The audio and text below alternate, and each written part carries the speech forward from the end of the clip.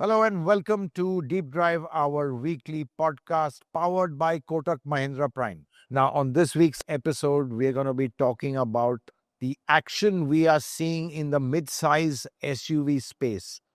Manufacturers are rolling out models, they're upgrading them as well. And what we're going to be talking about is what models are coming and why this segment has become so crucial. I'm Hormazd Sorabjee. Hi, I'm Ketan Thakkar. Yes, Hormazd, the most exciting space right now. There's so much of buzz around it.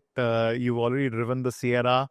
Duster is around the corner, and there's so much more expected in the future as well. And the Creta space that we keep speaking about, that's the most hotly contested space.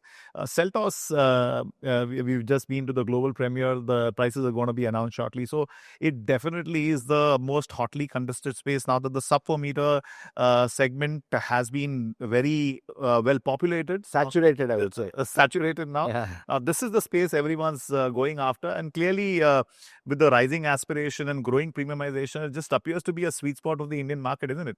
Exactly, Ketan. And I think what we are seeing is just they're all coming in together almost in the space of a couple of months, maybe even weeks. Yes. So let's say I think the vehicle that kicked it off was a Sierra. Right. I think everyone waiting for that, the most awaited launch. Really a hugely important vehicle for Tata Motors. As I said earlier, they put their heart and soul into the Sierra. New platform, a new powertrains, a new plant.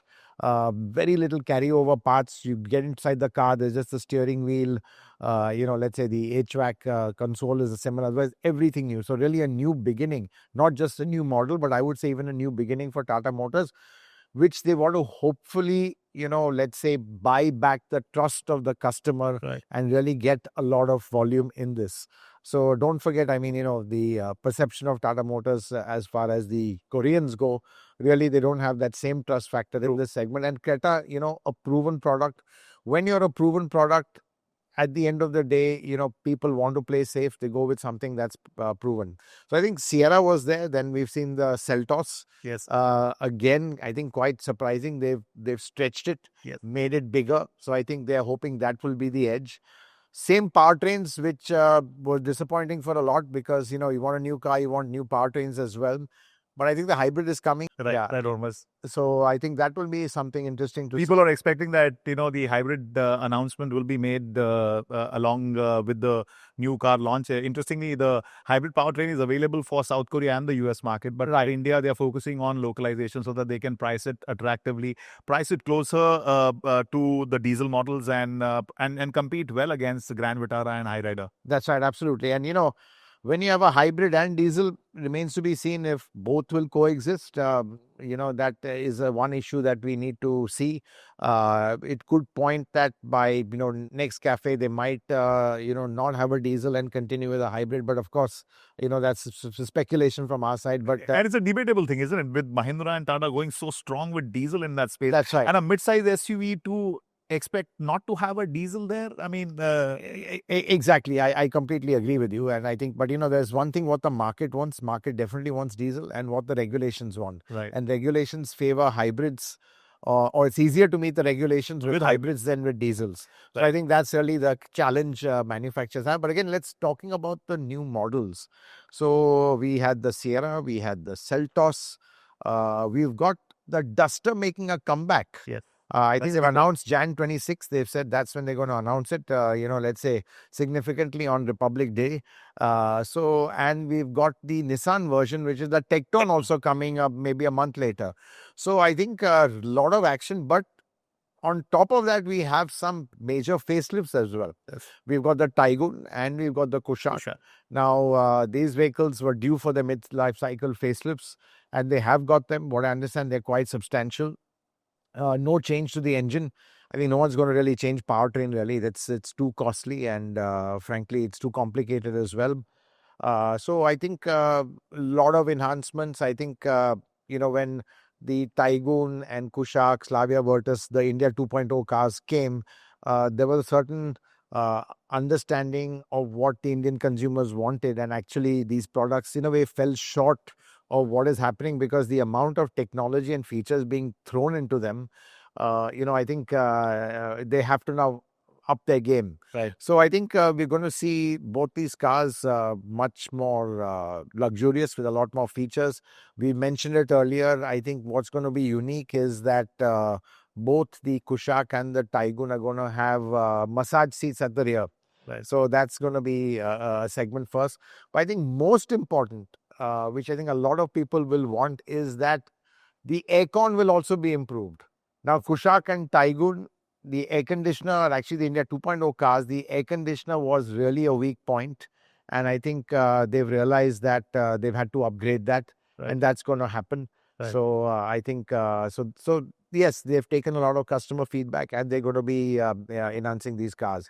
I think going forward, I think, so I think there's a lot happening. I would say that Hormazd, the new IQ platform from Mahindra could potentially have a Creta rival, right? I mean, it could, but I don't think it'll come this next year. I think next year, it's about a couple of years away. So I think right now this concentration in this few months happening in a matter of just 6-8 months. And while we talk about ICE, also a mid-size SUV is the Vitara. Absolutely, which we've not talked about. And yes. So I think again it's a model which I've not driven it. Sergis has driven it. But I think by all reports, I don't even think Maruti are confident of this as much as, one would have thought for various reasons. And just looking at the spate of launches coming from Mahindra and Tata Motors and others, they're just kind of literally blowing them away as far as value goes. And unfortunately, Vitara is looking at a very plain Jane vehicle, maybe very reliable, very practical. But I think, customers in this segment want that wow factor, and that's been shown how Mahindra has kind of proved. What consumers want is by dazzling them with features and tech. It's phenomenal as to how the feature sets are changing. In fact, I was just going to ask you, when you were talking about Taigun and Kushaq, they have always had this limitation with electronic architecture, isn't it, Hormazd? Now, ADAS has become like a hygiene factor there. Electronics and the connectivity system is becoming a hygiene factor there. How do you see them evolving? It's going to be still a challenge? Yeah, I think ADAS is evolving. I think the cars are going to get ADAS at, I don't know if they're getting it at launch, but it's packaged for ADAS. But again, just two screens, now people are moving to 3D screens, which Sierra has shown. So again, a little bit behind the curve over there. Now, I think the new trend is everyone wants, a branded audio system. Yes. So Dolby, Bose, that sort of thing. So I think these are now it's putting pressure on, let's say, more the multinationals to put this equipment from the customer, because customers are saying, hey, if a car in a cheaper segment, lower segment offers this, why can't you? And that's before they take the test drive. So they're already on the back foot. The cars actually are fantastic to drive, superbly engineered. Right. But these are the questions coming out even before people get in and experience the car and see whether it's dynamically good or not, which many of them are. I mean, it's really been the problem even with the Honda Elevate. Right. So clearly, it's been in a way underspec. Yeah. But we've talked about this before. But I think, I think we should touch upon, Ketan, is this segment. I mean, it is really turning out to be the sweet spot of the market. I mean, compact SUVs, yes, if you look at the overall number and size and the fact that, now the GST benefit really benefits this segment the most. Absolutely. That could be the absolute, let's say, the base. But this mid-size has always been, I think, a sweet spot in a way, because it also allows certain global products to come. Absolutely. And products from here to be exported. Absolutely. Absolutely. I mean, that's right. That's right. Correct me if I'm wrong. I don't think there's any vast amount of sub-4 meter being shipped out of India, because we are the only market that has a tax benefit for that. Absolutely. Very few India-like market, probably to, some markets in South America, maybe, I don't know. Africa. The numbers are rather limited. South Africa, yes, 3XO is doing very well. This is compact. The global South nowadays, as they call it. That's right. That is where India-like models were. I think really what is significant is that the 4.3, 4.4 segment appeals to global markets. And so there's huge export potential. And I'm sure Renault is going to do that with the Duster. Yes. I'm sure Nissan is going to do that with Tecton. Exactly. Yeah, that's right. Honda's already doing it with the Elevate. Absolutely. In fact, it's selling better in Japan than in India. So clearly, these cars have global appeal, which a compact SUV doesn't have. because I agree. of the kind of artificial tax advantage it has in India. Absolutely, absolutely. What is phenomenal? Hormazd doing a research about how the category has evolved since 2012. The category accounted for about 11 to 12% of the Indian passenger vehicle market, about 250. I'm talking about cars, SUVs above 4 meter. Right. So longer vehicles. Out of that, the core remains the 4.2, 4.3 meter. The category used to be about 2.5 to 3 lakh units per annum, about 11% of the market. It remained around range bound to that level till about 2019. It's only after 19 that we saw a sort of explosion taking place. And this year, above 4 meter market, Hormuz, we are likely to cross 1 million, the calendar year that we are talking about. One in every 4 car is going to be an SUV above 4 meter. Right. So clearly, and what are the factors? I mean, the per capita income started moving up. We had COVID that also brought in this element of, you want your own personal space. And a bit of space for the family. They're good family cars. Absolutely. Which Good compact family cars. SUVs are not, to be honest. They're more self-driven, owner-driven cars. Absolutely. Absolutely. People started going out, the weekend drives, outside of Delhi, especially during winters. People want to, on the weekend at least, go out to, Rajasthan or, Chandigarh on the outskirts. So people started moving out a lot more. And plus, you had this feeling of you only live once. So, and plus, they also wanted to have the latest gadgets. And it was only the SUVs that offered you those high-end features. That's right. At that time, and people were willing to spend that little bit more. Though it's filtering down into compact SUVs. I mean, It if is you see the indeed. new Venue, Absolutely. I mean, it's got everything. Literally everything. Yeah, Creta has, including the sunblinds. It's like a baby Creta. Yeah, it is like a baby Creta, just smaller in size. So, Absolutely. So it'll be, but it's interesting to see, what the impact will be. I think the sweetest spot really is the size, and the size basically not too big, not too small. And I think that's absolutely important because, Ketan, I think, earlier big was always better. Right. That was a standard thing. We always saw value in cars that were bigger at a cheaper price. It was a standard formula. Right. Stretch a car, make it bigger, give it a book footprint, and people will love it. 3-row SUVs, of course, at a price over 2-row SUV, no brainer, people go for the 3-row SUV. But I think today, in modern societies, clearly space is at a huge premium. Absolutely. And your parking lot really kind of dictates what car you can have. Absolutely. And, something that's jutting out or sticking out is becoming a problem. In fact, I remember we had recommended an Ioniq 5 to one of the guys who had written in. We get so many of these queries every day. So he wanted an EV. Ioniq 5 was one of our favorites. We said that. He said, great, I love it. I took a test drive, but it's too wide to fit in my stilt parking. Wow. So a small detail like that. Now, we've also learned that's something we also can highlight, to anyone asking for one. Is how we learn from our readers as well. Right. So, again, size is critical. Too wide, it was a deal breaker. Right. Who would have thought that? Right. So clearly, size is becoming important. People don't want it excessively big because it is so right dimensions. You are giving an example of Sierra as well, right? Sierra, it's long, but I think they've ensured that. I think exactly. So Sierra, I think, has really come out of a deep study of what the trends are, and I think honestly, Indian companies do that best. They really know what Indians want, best. Of course, they have to then execute it to a standard.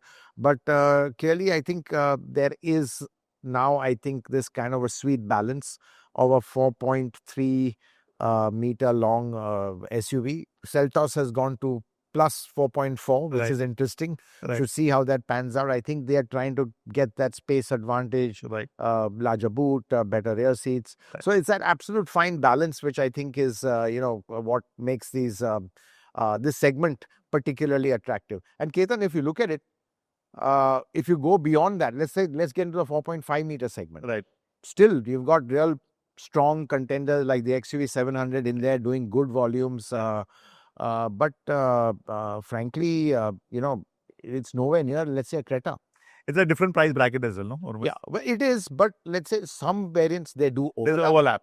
There is an overlap, so I think in that the top trim and the mid trim somewhere, there's a cross section there around 23. Exactly. Absolutely. You take the 5-seater bigger ones, whether it's a Harrier, But I think, Ketan, one of the things that makes this segment attractive and some of the players which are successful is the wide powertrain options. Absolutely. And Creta, again, classic example of having a really wide range of powertrain. They literally have everything. Yeah, absolutely. No hybrid yet, but I'm sure they will get that. Yes. You know, Another critical aspect, while you were talking about powertrain, that also gives you that wider price bracket as well. And this probably is the only segment that caters to an A segment buyer, a B segment buyer, and a C segment buyer. And I know you keep talking about the importance of having a naturally aspirated engine that gives you that entry price point for an entry or a hatch or a sedan buyer to upgrade into. Exactly. And if people have bigger disposable income, they could probably get onto a bigger engine option or a more premium option, isn't it? Exactly. And I think this also appeals to the sedan buyer because there's really not much choice in the sedan segment. So, someone might be wanting a sedan but might not find something that suits them and then is forced to have an SUV and a mid-size SUV. Right. Which in a way is practical. Right. It's got the ground clearance, space, all that. We've talked about it before. But really, I think that's why this segment has become very hot because it really, and sounds a bit cliched, but no other segment ticks the boxes more than what this one does. Indeed. And again, my question to you, Hormazd, is about what's the future of Creta? I mean, it has a lion's share. There are 16 models, more than 15, 16 models in the space. Creta still continues to occupy the lion's share, over 35% share. Despite new competition coming in, it continues to do well. Do you think that with the deluge that is happening, Creta will be able to hold on its own till the time we see the new generation?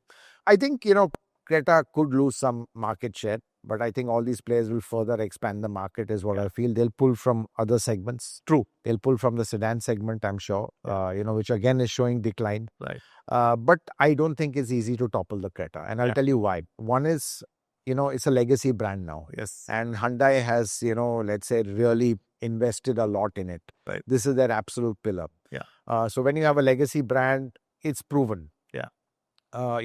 Tata has to buy the trust of a mid-sized buyer, so it's not easy. Indeed. Hyundai, they've gone through over a decade, 1.5 generations of the car. We are we've had the first gen, second gen, major facelift. Yes. And, soon we'll get, and then there's resale value. Right. Again, Creta is pretty good. There's the maintenance. You've got a long history with this car and a legacy which kind of gives a lot of comfort. That feeds itself. That feeds the brand itself. Absolutely. That feeds the brand itself. Yeah. And the product itself, honestly, Ketan, it is fantastic. Yeah. You drive a Creta and you realize that, it's got what you need. Everything works the way it should. Doesn't have the features or as many features, let's say, as a Mahindra and Tata. But I like to say it has fewer features, but those features work better. Relevant for what actually consumers use. And it's what they use. Yeah. They may want more, and that's why the other cars kind of, let's say, offer them. But, and also I think the real, what's in the Creta's arsenal is that 1.5 CVT. I think it is really still today the best combo because it is the best CVT in the mid-size SUV space, best automatic for stop-and-go driving. Right. Makes a lot of sense. That engine also is quite proven. And it really feeds, as you said, that entry-level buyer, with a good engine. So I think, that's where others don't have it. Yeah. Now Tata Motors has it, but really not to the spec of the Creta engine. Yeah. And they're using a twin clutch. The Creta CVT in normal conditions gives a far superior driving experience. So I think that's really where the Creta is saying. So I don't think it'll be easy to topple the Creta. And as a brand, you put your weight behind your golden goose. Yes. Isn't it? Yes, indeed. In fact, I was just trying to, every single time a Creta rival comes, you try and, analyze a bit more, try and understand as to why is it that the others are not able to, topple Creta. And you realize that majority of the brands that have come in the marketplace, they've actually struggled on the powertrain front. Yeah, that's right. We had the Grand Vitara and we had the High Rider. They had hybrid, but they don't have diesel. Yeah, Diesel and now the still- Victorious also. Victorious has- Victorious is doing good numbers. Yeah. Because that started off on a good note, actually. Yeah, that's right. I mean, That- doing really good numbers. I Yeah. think it's a well sorted product. Right. But again, not, and I don't think it's impacted. Creta really has it. Yeah. It has not. So far, it has not impacted Creta. And we are in that, in a strong wave of GST cut right now, wherein everyone's buying because this Yeah. is the best time to buy. But really, the whole mid-size SUV market has boomed and exploded. Yeah, it's gone beyond 50,000 units. So it's per month. So it is phenomenal. It is expected to grow further as well. I mean, some say that probably just this 4.2, 4.3 meter market potentially could cross 1 million by the end of the decade. That is what Atul Sood of Kia told us. He said that we are about 6.7 lakh per annum kind of a market. It is likely to go up to 1 million and more options. So the point, Hormazd, again, everyone will face and probably struggle with the new ones as well. I think Sierra is sorted with diesel, petrol, and EV. But Duster, do you think it'll be a challenge without a hybrid and a diesel? And what about, Kushaq and Taigun again continues to face that challenge. Yeah, I think Kushaq and Taigun playing in a very small part of the mid-size SUVs market. No naturally aspirated engine, no diesel, no EV, no hybrid. So clearly, I think, it's a much smaller percentage. Right. And similarly for even Duster and Tectron. Yeah. Again, they have the similar engines, a 1 liter 1.3. Volkswagen has 1 liter 1.5, both Volkswagen and Skoda. And here, Renault and Nissan sharing powertrains, they have that. So, exactly. So the secret will be to actually sort out the powertrain first to get this mid-size game right, isn't it? I think so. And, I'll say it now, and it might sound stupid, but I don't think diesel is going to go away anytime soon. Yeah, I think, if you meet the emissions, and I think emissions are easier to meet. I speak to, let's say, in Tata Motors, in Mahindra, and they have a long future for diesel. In fact, Tata Motors is already developing the BS7 version of a diesel, in anticipation of diesel still being there. So I think, Renault, for example, they should ideally have brought the K9K engine back. Now they can't because they've kind of chucked that line off. So to get that investment back is crazy. But there's no reason why they shouldn't outsource an engine. Yeah, makes sense. So I think there's so much that can be done. People need to think out of the box. The problem with all these Western manufacturers is they are so boxed into a certain view, and they have this overall global view which they kind of transplant into India. It never works. That's been their biggest failure. And I think it was a cardinal mistake of Renault at that time for no real reason other than the fact that Dieselgate or whatever, they were worried about diesel. Knee-jerk reaction. Same with Volkswagen. Okay, Volkswagen you can understand because they were the thick of it. They were the culprits. They were the bad guys, the villains who started the whole thing. They had to show. But even then, the problem is when you're not listening to the customer. Yeah. And you are just taking decisions based on your own perceptions, your own theories, and think that, diesel is going to come down. Now we see diesel going up. Yeah, absolutely. It's still about 18-19% of the Indian exactly. That's a sizable amount. And that's the overall passenger car market, which includes segments where historically there's been no diesel. If you take SUVs, I'm sure it'll be much more. I don't know the exact. Yeah. So, Hormazd, I have those numbers in that above 4 meter market, the diesel share is still about 43-44%. That's almost half the market. And these guys are not there in diesel. It is so stupid. Yeah, I completely agree, Hormazd. I think diesel is going to play a very important role. Both Mahindra and Tatas have committed to a diesel future. The jury is still out there with regards to Hyundai Motor Group, whether they're going to be upgrading their diesel to meet the future CAFE norms. I mean, I would hope that they are there. Then it gives the choice to the consumer, and it also ensures that both Hyundai and Kia are more competitive in the marketplace. But there's an interesting, rise of hybrids we've seen in the space, and EVs also. Interestingly, Hormazd are now looking at the numbers primarily led by Grand Vitara and Hyrider. The number is inching up to almost 10% when it comes to hybrids. And EVs, because you get that benefit, That's right. It's 12% of the market. So clearly we are seeing a really diversified powertrain space, making matters difficult for the likes of Renault, Nissan and Volkswagen Group, who have such a small volume, and at that scale become very difficult for them. Very difficult, and with no EV, no hybrid, it's really looking difficult for them. But I think, it's a good point, especially on the EV. So I think what we've seen is proliferation of mid-size electric SUVs. Absolutely. Creta electric, Yes. B6, Yes. even the e-Vitara. E-Vitara. Yeah, so I don't know if I missed out any, but I think E-urban cruiser should be coming. yeah, that's right. That'll That's right. be the E-Sierra is coming. Yeah, Sierra, yeah. electric is coming. Exactly. So absolutely, I think Sierra may be later on in 26. Yeah. I think the e-urban cruiser, I don't know if that's the name, but I think probably that would be coming around early next year. Yeah. Probably in Jan sometime they'll be launching it. So yeah, I think that's going to be interesting to see. So but I think, Ketan, the point is, as you said, the market was range bound. Interesting point you said. Do you think it's going to really expand? And as I said, it'll be very interesting to see how this impacts Creta. I don't know what Creta did last month. They were again 17, 18,000? Around 15 to 17,000 Hormazd. And I mean, all powertrains are really helping Creta. And the common consensus is that this segment is going to be the fastest growing segment in the coming decade. It is likely to grow in double digit by the end of the decade. So clearly it has more than tripled in the last 5-6 years, and it is expected to double in the coming 5 years. So clearly this appears to be the sweet spot of the market. And not to forget, we've had millions of compact car buyers over the years. Now they will eventually come up to replace their cars. And given the value proposition that we are getting and the pricing strategy everyone has, having a model at 11.5, 12 lakh for that A segment buyer and going up to 25 lakh, 30 lakh. Yeah, that's right. And totally packed. In fact, I think it's Mahindra who kind of set the cat amongst the pigeons by, just breaking all norms and hierarchy of how you equip cars, getting let's say features from luxury cars, 2-3 segments up and putting them here. Absolutely. That has put pressure on everyone to react. Absolutely. For example, Tata Motors has reacted. Yes. Sierra 3 screens, HUD, sound bar, the works. These are luxury car features which are coming into a mid-size. So I think this is going to be the trend.